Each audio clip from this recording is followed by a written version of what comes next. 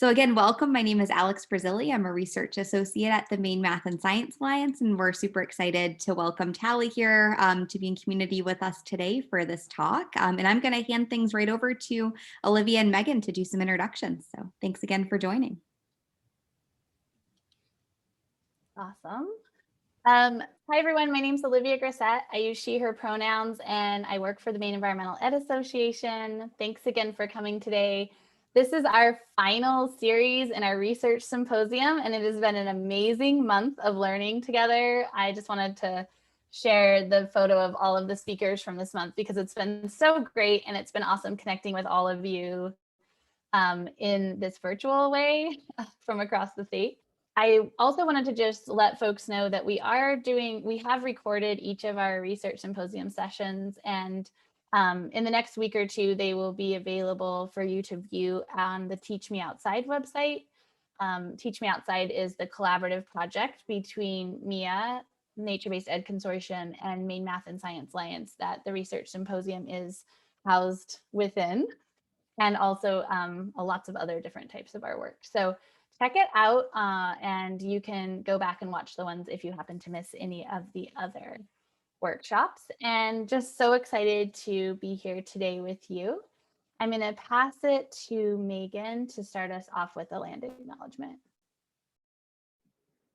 Thank you all for joining us today. One way that we can support equity is by beginning these meetings by acknowledging our history of colonization and oppression, and that our organization, MIA, has had a role in. We acknowledge that these systems of oppression are still in play and that historical events as well as current events cause impact and trauma felt today. It's important to remember that wherever we are in Maine, we're on the stolen land of Native peoples who have stewarded these lands through generations, and many of whom were forcibly removed from these lands. Maine's home of the Wabanaki, currently made up of the Maliseet, Micmac, Passamaquoddy, Abenaki, and Penobscot peoples. One action that we can take in our own lives to counter the erasure of Indigenous narratives is to learn about the history, past and present, of Native people in our own communities. Historically, white communities have often been centered in the environmental education and conservation sector, and the contributions of Black, Indigenous, and people of color are often excluded from the narrative. Black, Indigenous, and people of color have vibrant and rich histories and cultures that contribute greatly to our field. We all have a responsibility to continue working to change the systems that continue to allow injustice and inequity to exist. I also wanted to call your attention to the resources that are listed on the left side of the slide. There's a NAAEE webinar on YouTube called Decolonizing Environmental Education. And this is our standing in the place of our normal or monthly equity call for MIA. We have these calls on the last Tuesday of the month from 3 to 4 p.m. each month. And so we're really, really lucky to have such a wonderful guest, a wonderful speaker speaking on this topic today during this call. I also encourage you to learn more about Wabanaki Alliance, Wabanaki Reach, and then also to research some of the policies that are in place and the laws that are currently moving in the state. And I will turn it back to Olivia. Thanks, Megan. So with our monthly equity calls, we've been convening every month for about almost a year. Our June will be our 12 months of meeting, and they're designed to be open so folks can come. We hope folks come every month, but we wanted to create a space that was really kind of free and open and accessible for this type of conversation every month. But together with the group at the beginning, we did spend quite a bit of time co-creating working agreements to help set the stage that folks can bring themselves into these equity conversations in a way that feels good. So we're going to set those in place today. If we were going to be together longer, just to model that, we would co-create these together. But we wanted to just kind of honor Tallie's time and try to set these up pretty quickly so we have more time for learning. But I will go through them and then we'll pause at the end. If you can name in the chat which one you really want to focus on today, I think it's really good to just kind of lean into them and then also think about yourself and what is one of these that you really want to work on for yourself today. I think that would be also welcome. So the first one is be kind, respectful, and not judgmental. Allow vulnerability and don't be quick to judge. We all come from different backgrounds and experiences. Be prepared to work with different points of view today. Actively listen and respect others when they speak, and at the same time, give others a chance to speak and practice listening when you usually speak more. The second one is don't be afraid to make mistakes. We're all here to learn, and making mistakes is how we grow. We can't be perfect all the time, that's for sure. And that's okay. That's why we're here, to be together in community doing this work. Really important that we're respectful of people's confidentiality. We will be recording the learning part of, I guess, the teaching part that Tallie will be leading. Then when we go into discussion around questions, we're going to actually stop recording today. So just remember that in these spaces, the stories that are connected to individuals need to stay, but the learning can go with you out into the world and incorporate it into your practice. The fourth one is reflect upon the intent and impact of your actions and acknowledge that intent is not the same thing as impact. So this just kind of means that, you know, as you're going along, you may have totally good intentions with some of the things that come out of your mouth. I know I've done this a lot. My heart is in the right place and I just say something that comes out of my mouth, but the way that it lands is really harmful and has deep impact. And so even though I didn't intend to harm with whatever came out of my mouth, it is my responsibility to tend to the actual impact of what I said. And so that's just something that we all need to like really learn to work on. And I think if you do ever receive feedback that this is something that caused harm, like take a pause and don't jump to that defensiveness right away. Oh, like, well, that's not what I meant, but you know, take it in and be grateful because that means that someone was like there to learn, to help you learn and to help you grow in your work. Support each other. This is a place to learn together and to support each other. We're going to share resources, we're going to share knowledge, we're going to share difficulties and discussion. So let's be here for it, for each other. And in this work, it's really important that you take care of yourself. If you need to step away or do what you need to do, make sure that you do that because that's the most important thing. And finally, all of us in this work having commitment and loving accountability so that we're coming together in community to learn today. We come together every month for these equity calls. It's not a sprint, it's not a marathon, it's like a lifelong journey, and it's going to require us to commit to each other to keep going and to do this work no matter what, and to hold each other accountable. So those are the ones that we came up together with and we've been using this year. But I wanted to make time and space. First, you can kind of look around. You can feel free to scroll up and down. Some people have their videos on and kind of acknowledge who's here. Like these are the people that have shown up today. These are the right people. And if anyone wants to add, or if there's something that's not here, I'm just going to be quiet for a moment and feel free to unmute yourself, or you can add that in the chat box. And because I'm sharing my screen, I'm not able to really see the chat. So I don't know, Megan, if you could help me monitor the chat.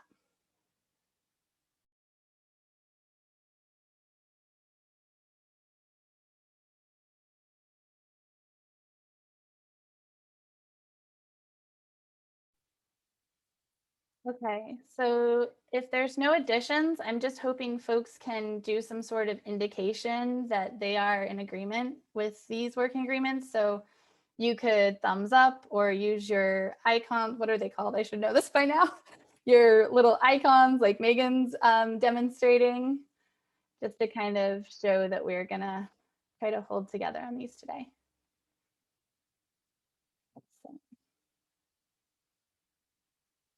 Great. Thank you all so much. I appreciate that. And I did see in the chat, just as a quick note, Alex had asked whether or not you want us to have our videos on or off, if there's a preference for the work.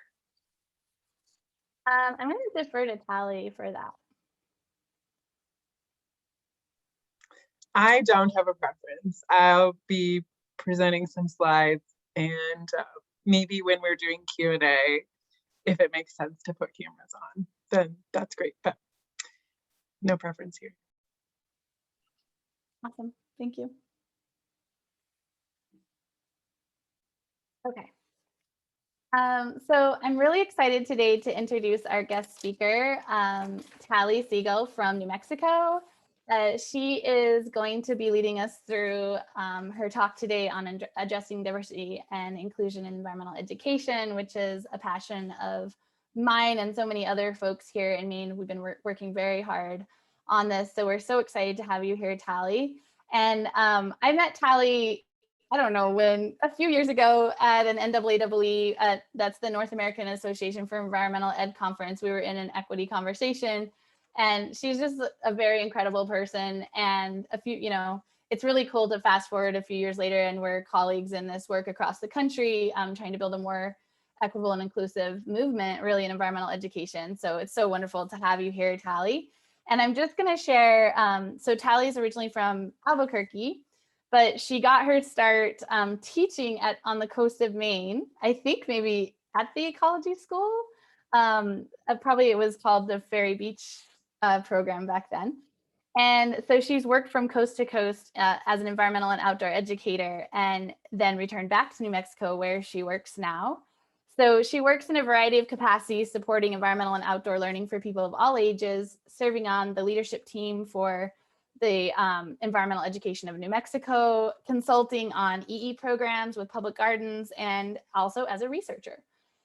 She is living in northern New Mexico, but she is also completing a PhD in your spare time at Concordia University, which is in Montreal, Quebec. So her graduate work is in social and cultural analysis, focusing on growing equity, diversity, and inclusion in environmental education. So we're so excited to have you here, Tallie, and to learn from and with you today. And yeah, I'm going to turn it over to you. Great. Thank you so much. I am so thrilled to be joining you all this afternoon, and I really want to thank Olivia and Alex for the invitation to participate in the series. Like Olivia said, I'm joining you from Cuesta, New Mexico today, or about 20 miles south of the Colorado state line. And this is where the Rio Grande and the Red River confluence, and where spring and snowpack flow down from the Litier peaks towards those rivers and through the old acequias, where that families have used for hundreds of years to move water across the land. And also the traditional lands of the Pueblo nations, the Ute, the Comanche, and the Jicarilla Apache people. One thing that I'm really excited about joining you today is that while I was born and raised in New Mexico and I have moved around quite a lot, I did, like Olivia said, get my start in formal, like my first official environmental educator job in Maine. My old bosses are here, Alex and Drew. Thanks for joining today. It's so awesome to see you back in 2005. And that was like a transformative experience for me. And so, yeah, it's great to still be a part of this community and to be kind of dropping into the Maine community today. Hugely influential on my trajectory. So my presentation today is about both my work as a graduate student in this PhD program at Concordia in Montreal, and also my work as an environmental educator and trainer, whatnot. So what I'm presenting today is kind of, I'm sharing it with you in terms of both what I'm studying, but also what I'm trying to practice and what I like work on with other folks around practice. So, and really at its core, it's about building anti-racism, anti-oppressive frameworks into our field. Thinking about and dealing with racism in environmental education has been with me for my entire career, my whole life. But I really started working on specific questions as a master's student. I took some time out from teaching and working as a coordinator at a big botanic garden facility to kind of explore deeper questions about what it was that we were teaching. My initial questions really danced around the homogeneity of the field in response to particularly being made responsible for answering questions like, why are there so few people of color in this line of work or in our programs? And I had the same questions, but like also I didn't have any answers. So I kind of took some time to really think about those questions. And so while working to better understand ideas like barriers and access, I started to think about who is articulating those ideas, what assumptions are made in them, and what other educators, scholars, people that are deeply connected to the land in all kinds of ways, and in particular people of color, what are they saying back about these ideas of barriers? And for me, what I came to think about were the ideas and narratives on offer. And I feel like Megan, in your MIA land acknowledgement, you beautifully articulated that. So it's really cool that that is the place from which like all these conversations start, like understanding histories and narratives and the like power relations in them, and making sure that we're taking time to kind of dismantle dominant ones and lift up ones that have been subjugated. So that's really where a lot of these pieces that I'm going to share with you today, kind of like, that's where they all begin. I use critical race theory as like a foundation, and some concepts developed through critical race theory scholars in education in particular to help kind of reveal racism, and then more broadly, like the lack of neutrality, the non-neutrality of narratives that underpin our teaching content. In my case, narratives of nature and conservation that I was using in the work I was doing. And I just want to say that today is a good, sad, hard, important day to discuss this work as we mark the anniversary of George Floyd's death. Last year, his wife, that of Breonna Taylor, Ahmaud Arbery, and too many other Black people in America were snuffed out in a kind of violence that has deep roots in the history of racism in this country. But the other thing that happened on May 25th, 2020 was relates, more to our discussion of the non-neutrality of nature and who gets to be in nature and in what ways, which is the encounter between Christian Cooper, a Black man birding in Central Park, and Amy Cooper, a white woman who was walking her dog. And over the course of that encounter, Amy Cooper attempts to weaponize her gender and race against Christian Cooper's gender and race, revealing that in Central Park and largely nature as places of contestation about who gets to be there and what do they get to do. So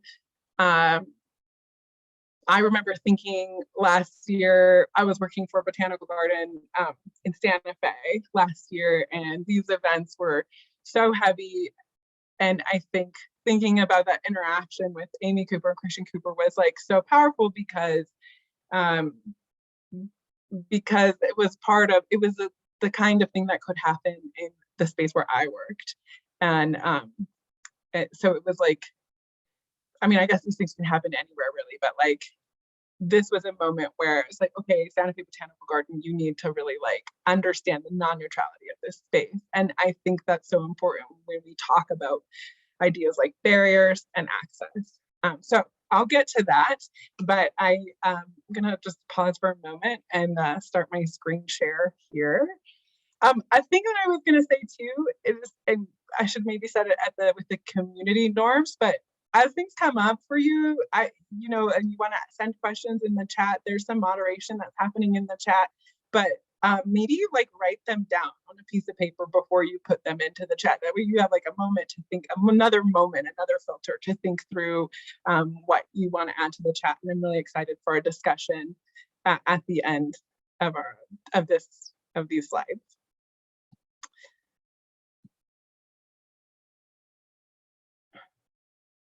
Okay. So I am calling this talk Addressing Diversity and Inclusion in Environmental Education, Developing a Framework for Research and Practice.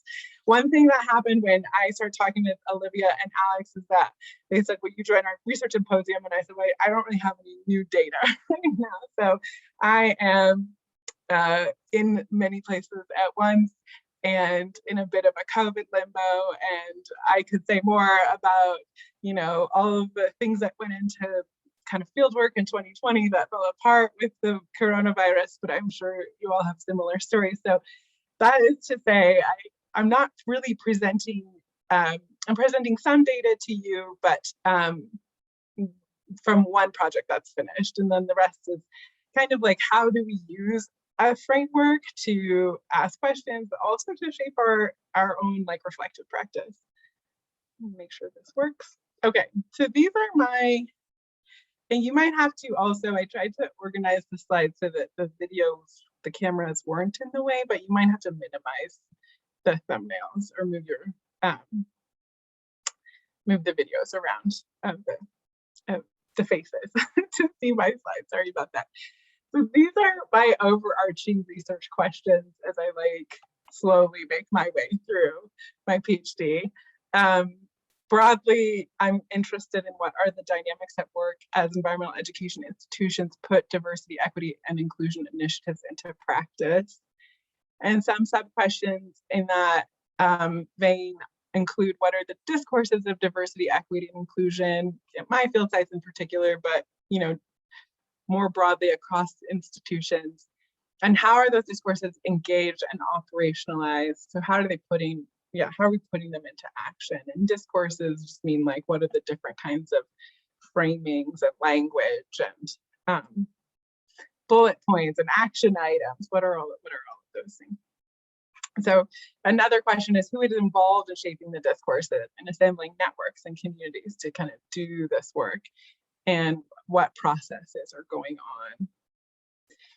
on? Like I said a moment ago, I frame my work through critical race theory. And so there are some key assumptions that are made in that framework. And it's something that's been in the news quite a lot recently, including like the last 24 hours as school districts across the country kind of debate banning this framework or banning the teaching of it. I think, there's some interesting news stories if you want to do some Googling after this, but I began to do this framework because I'm very interested in understanding the historical relationship to racism that shapes our society and also our work in environmental education. And critical race theory helps to make that visible. It helps to deconstruct some of those formations and also helps to lift and prioritize and focus on voices. So I'll just read through these key tenets of the framework. So critical race theory recognizes that racism is ordinary and a part of the everyday experience of most people of color in the United States. And because it's ordinary, it's really difficult to address. To challenge the ordinariness of racism, critical race theory confronts ideologies like white privilege, race neutrality, objectivity, colorblindness, meritocracy. Because racism is advantageous to dominant social groups, so specifically white elite, white working class, there is little societal incentive to eradicate it unless the eradication serves a purpose that also benefits the dominant group. And so in CRT, this is referred to as interest convergence. And there, is certainly a case to make that dismantling racism is in our interest on its own, and doing this kind of work of breaking down structures that uphold racism, that serves everyone. So it doesn't need to be in the benefit of any one particular group, especially the dominant groups. So for CRT theorists, context and historical analysis of race and racism are really important. Race is socially constructed, and minority groups are racialized differently by the dominant society at different times. And these shifting relationships are based around the political economy. And I think that something that we've seen how racialization changes very quickly and very violently. We've seen that this year around COVID and around in all sorts of circumstances. So the thing about critical race theory is incredibly, we deal with really difficult topics. They're hard, they're uncomfortable, but also it's incredibly generative because the framework focuses on storytelling and personal experience that offer authority to minority or minoritized voices, especially on issues that are muted by dominant narratives. It's an interdisciplinary, intersectional framework. So we're bringing in many different kinds of ideas to build analysis, and also taking at the foundation that people have very, like a multitude of identities that they bring that like help to shape, that either are shaped by experience or that they use to sort of move through the world or that are imposed on them. And so that intersectionality is like a really important piece of critical race theory. It recognizes that we all have a host of lineages that we're bringing that shape our experiences. So my framework through critical race, so I use critical race theory as the foundation, which means I really focus on storytelling. I am very interested in voice and power, and I have a set of particular questions that kind of align with what critical race theorists, argue is really important to make visible. And through that foundation, for these projects that I'm going to share with you, I kind of work through these three, I have a hard time labeling them, but like sections of my work or like categories. And of course, I think of them as like a Venn diagram. There's a lot of like overlap between these areas. So one of the areas that I work in is what I call the politics of nature. There are lots of people who work on politics of nature, and there are lots of politics of nature. And that can mean naming nature, categorizing nature, managing nature, and politicizing nature, making decisions about nature, governing in nature. For me, I really work a lot around what is the narrative of nature that environmental educators are teaching about, and what are alternative narratives of nature, or what are additional narratives of nature. I work around politics of knowledge. So politics of knowledge involves defining knowledge, legitimizing knowledge, reproducing hierarchies of knowledge, dismantling hierarchies of knowledge, etc. And so in the case of these projects I'm going to share with you, some of the focus on politics of knowledge for me are really around what kinds of environmental knowledge and behaviors are privileged, marginalized, erased, criminalized. And I'm going to give you some examples with each of the projects I share. And then the final piece of the framework is the politics of participation. So, so participation includes defining participation. Participating in what way? Framing participation, performing participation, seeking participation, and being sought out to participate. So my questions in this part of the framework are really around who benefits from addressing access and inclusion, and in what ways. Okay, so I'll pause here because that was a lot of text and talking, and I'll just share that I'm going to kind of move on to giving some examples of, and this in particular is a project that's completed, some politics of nature. And so a question that I ask is like, what is the discourse on what is nature? And I have this image of an Albert Bierstadt painting from 1868. This is actually, it's so funny. This is the painting that my roommate, my first year of college, had in our dorm room, hanging on the wall. And it's really, this is just like a piece of it. It's very like romantic, majestic. The light is very intense in the painting, and it's been an image in my mind since 2001 as like an idea of what wilderness and what nature is. And so working on, and this was a project that I did for my master's thesis, I worked with a group of students on deconstructing dominant narratives of nature that function as, and this is when we go back to critical race theory, white supremacist master scripts. They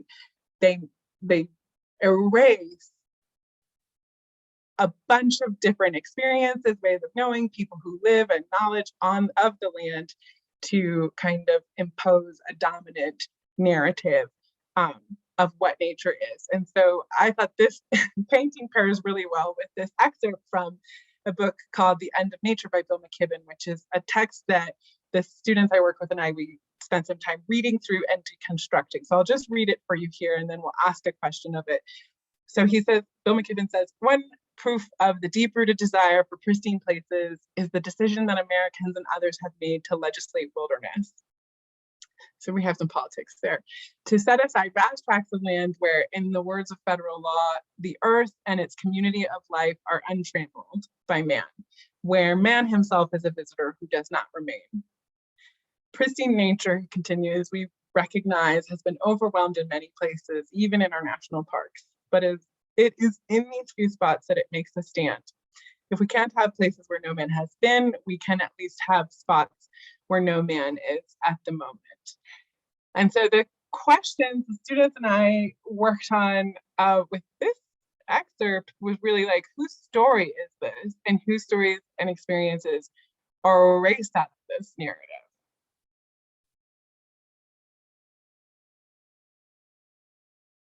And so I'll share with you a little bit about how we found another way into some ideas of nature. So this project is called Youth Rewriting Nature Master Scripts, and the overarching research question there was, when young people are encouraged to deconstruct dominant narratives of nature, how do they reconstruct narratives of nature?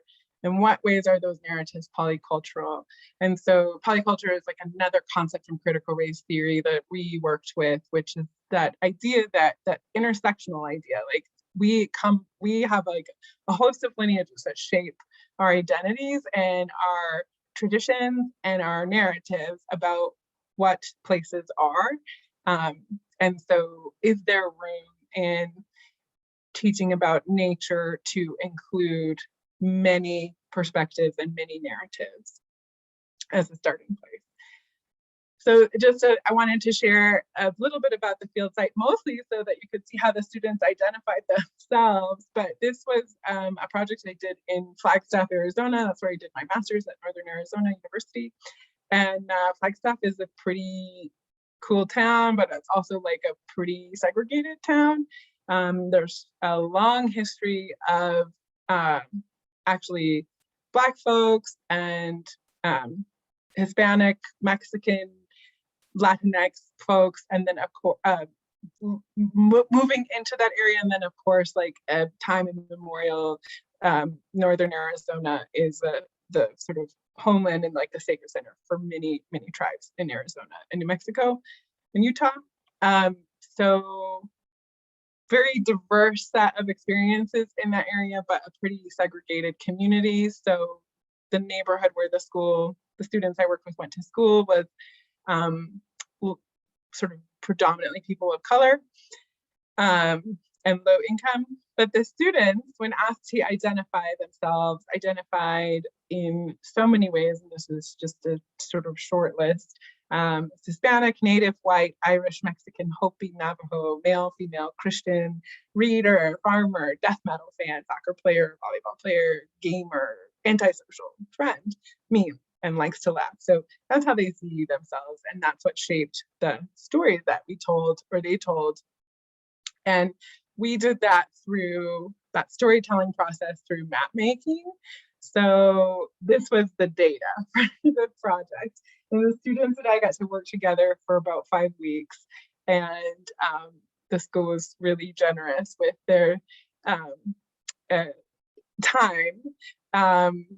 in terms of these were 7th and 8th grade students, and we took their like science time and went on walks around the neighborhood, and we talked about maps, and we talked about stories, and we talked about all sorts of different kinds of things. And each student made a culture map, which kind of helped them articulate how they understand themselves, a where I go map, so where we spend our time during the week. And then this story of nature map was the final activity that they did, but that was after they did sort of interviews with each other, with family members, to kind of talk about nature. And then I interviewed each of the students who wanted to participate in the project as the research project, so they could tell their stories.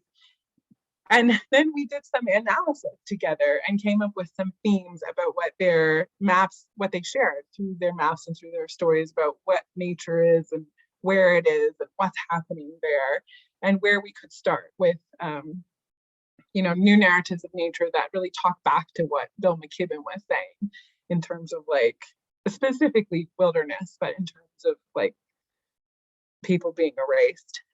So one of the ones that I loved so much was that you belong here. That was a big theme. Also, nature keeps us alive.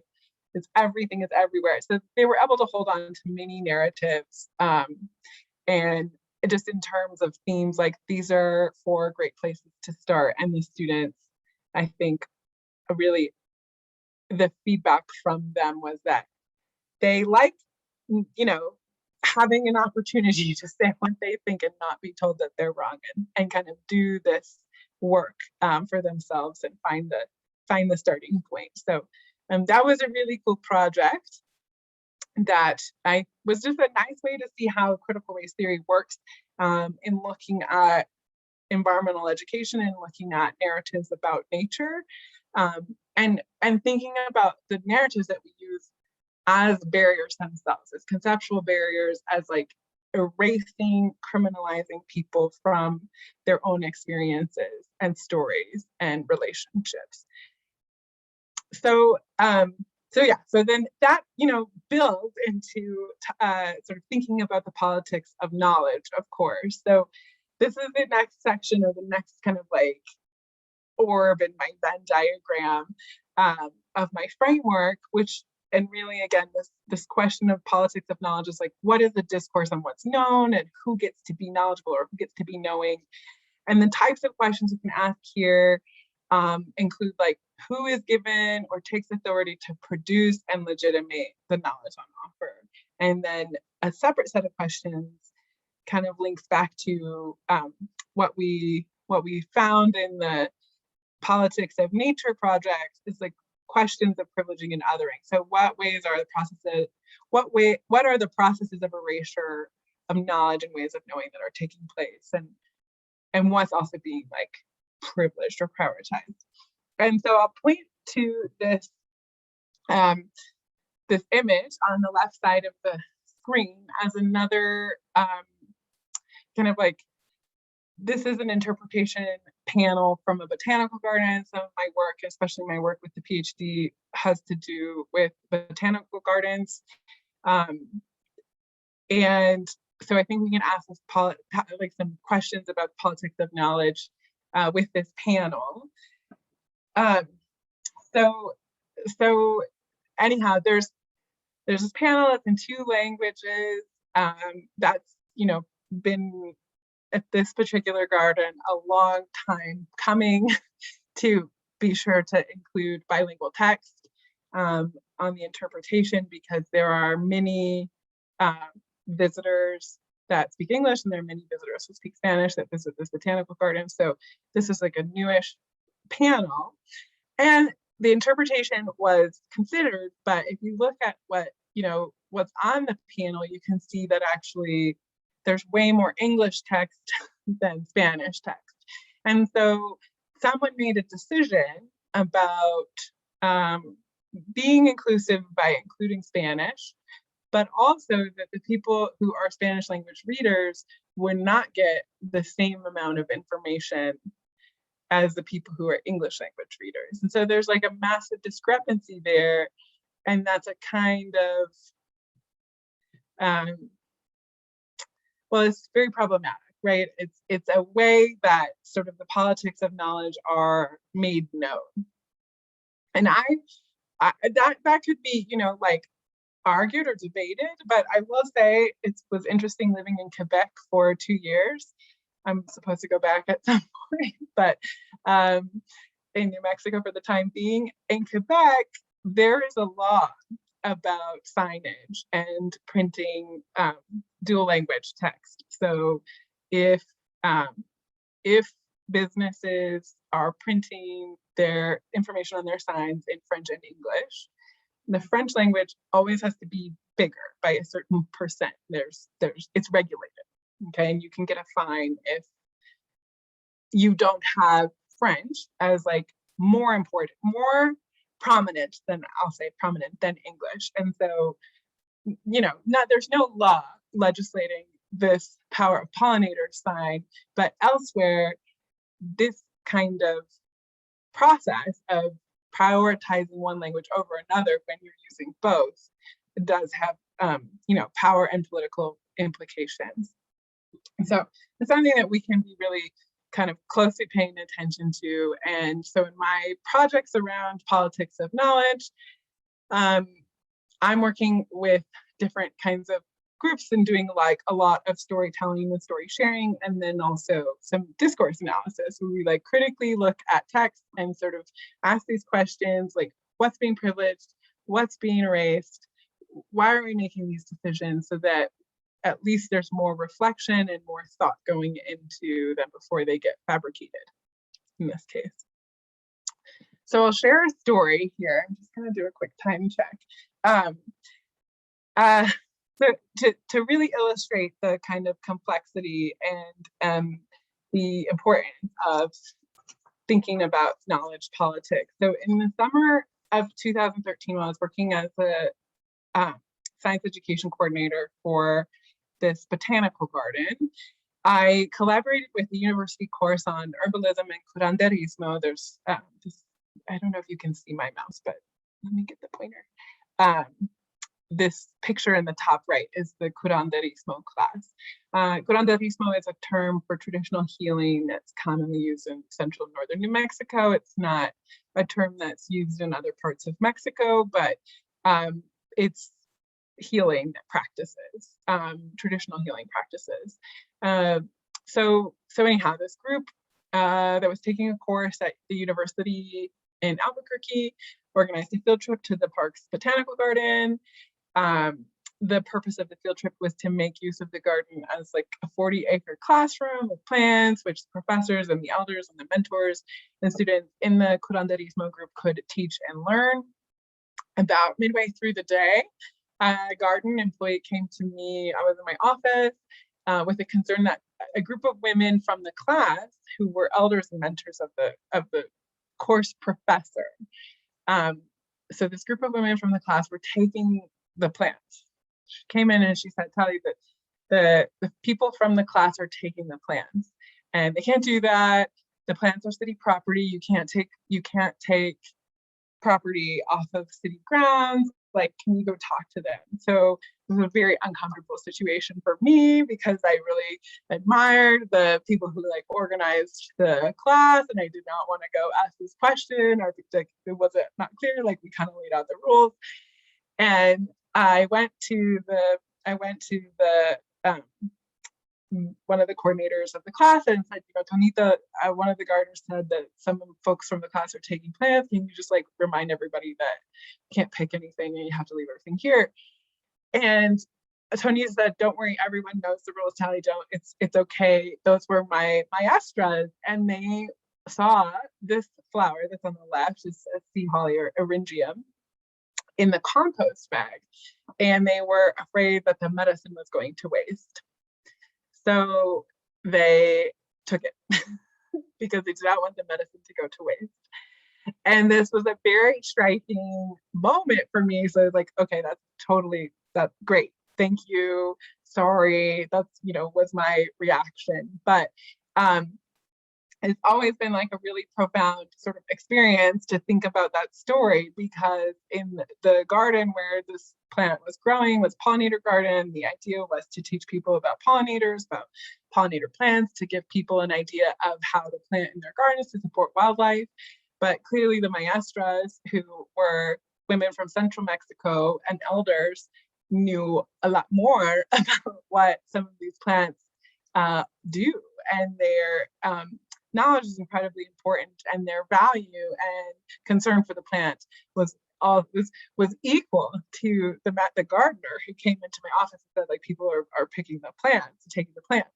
So there's this conflict, right, of whose knowledge counts and in what ways. And in this institution, you know, can people who have many different ways of knowing the plants express and communicate and act on their knowledge, or does everybody conform to the specific types of behaviors that are appropriate in a botanical garden?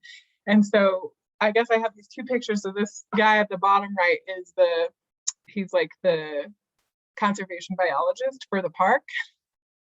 And he documents the like conservation status for the collections. This botanical garden has also got an aquarium, like a zoo. So there's a lot of collections, and he's in charge of like keeping track of their conservation status of the different species.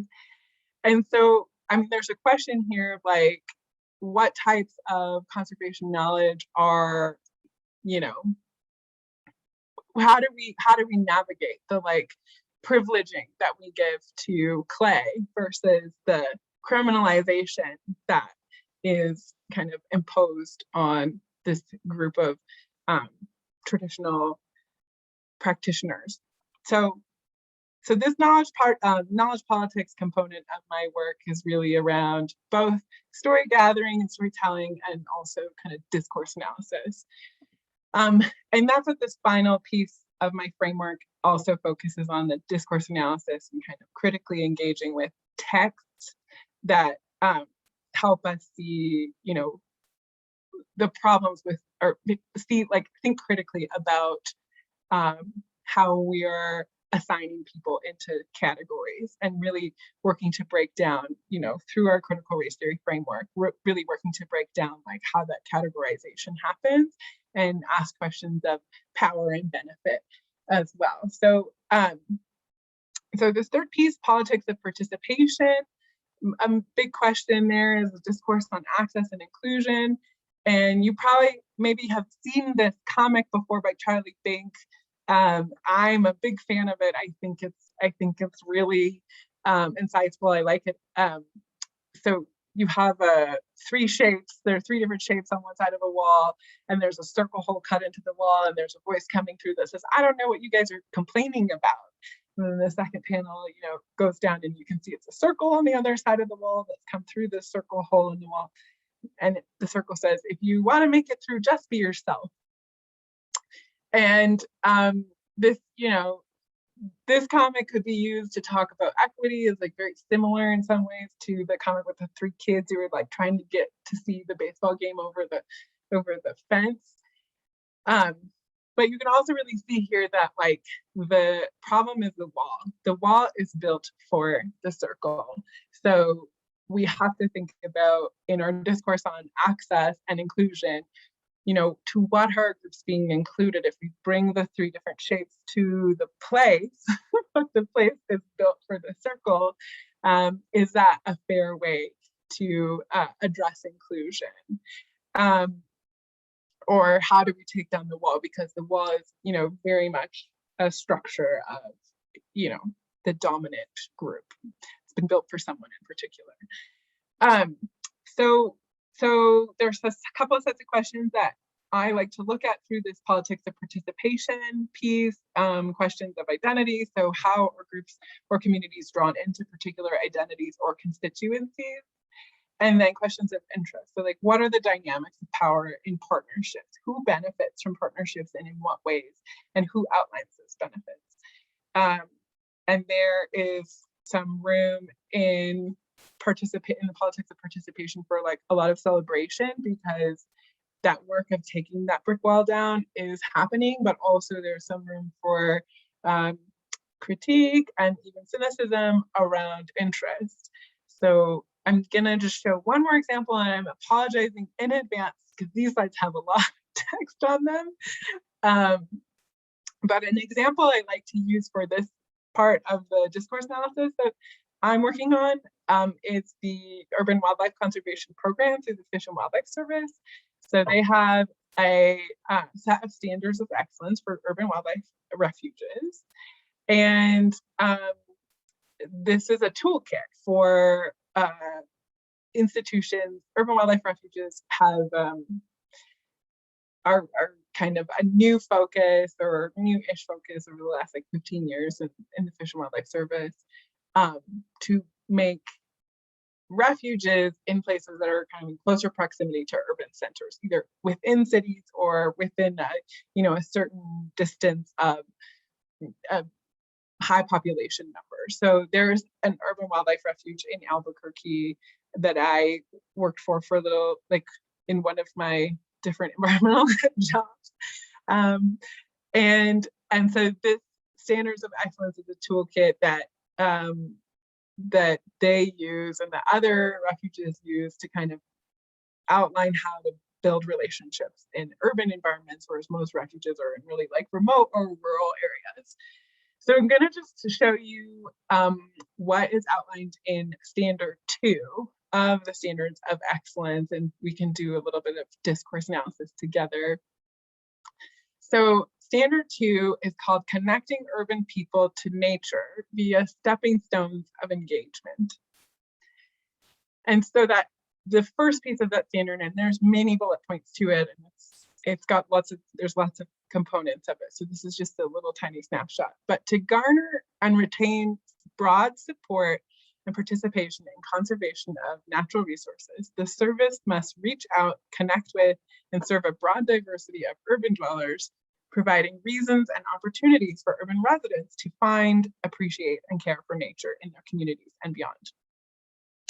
Okay, so there's a set of questions, of course, here for our analysis to ask. And the first one that I like to ask is, how are we and them identified? So this is about access and inclusion, bringing refuges closer to more people, and also building a constituency of people who understand the wildlife refuge system and who are invested in it and all of that. So I think there's this, like participation piece, this access piece, the barrier piece. How are we and them identified? What are the characteristics that are assigned to those identities? A lot of times, like when I'm giving this talk when I'm talking about this in person, then we'll like kind of do the analysis together. But I'll just point out that, like, first of all, there's a we, and that's the service over here, and there's a them, and that's the urban people. And I don't know who the urban people are. It is not referring to geography, so it's referring to culture. Most people who I think live in cities don't call themselves as a group urban people, and so I think you can also see, especially when we look through critical race theory lens, like this is coded for race and class, and that's clear in kind of like the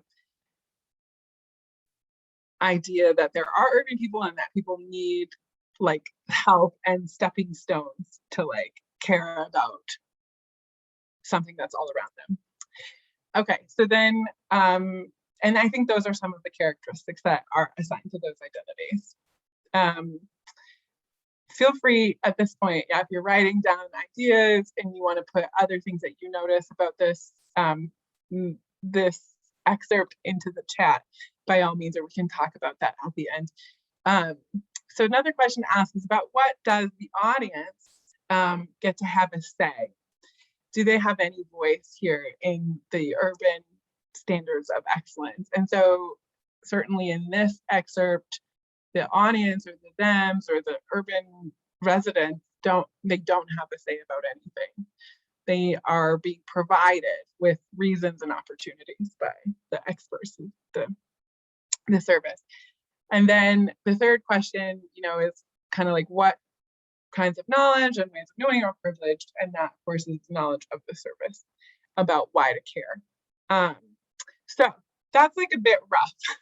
Every time I look at it, I think it's a little rough, and it gives me kind of like a chill. But what is really cool about the Wildlife Refuge in Albuquerque is that alongside of this document, or this toolkit, the Standards of Excellence, they have a strategic environmental and economic justice committee, and this because the refuge was formed out of an environmental justice struggle to ensure that open spaces in this neighborhood where the refuge is situated were not, permits were not given to, in particular, the words are escaping me now, my like pandemic brain, like high density developers, or also development for like industrial use. So this refuge is in an area where there's like the highest number of industrial waste sites, where there's you know, gas containment, where there's fuel leaks from the Air Force Base, all kinds of like pollution. So they live in, this neighborhood is experiencing like a heavy burden of environmental impact. And the community of environmental justice organizers and some of the people who are involved in this are like in sort of people who were at the beginnings of the environmental justice movement, which is amazing. They came together and like, we will prioritize environmental economic justice in the building of this refuge. The refuge was founded in 2012.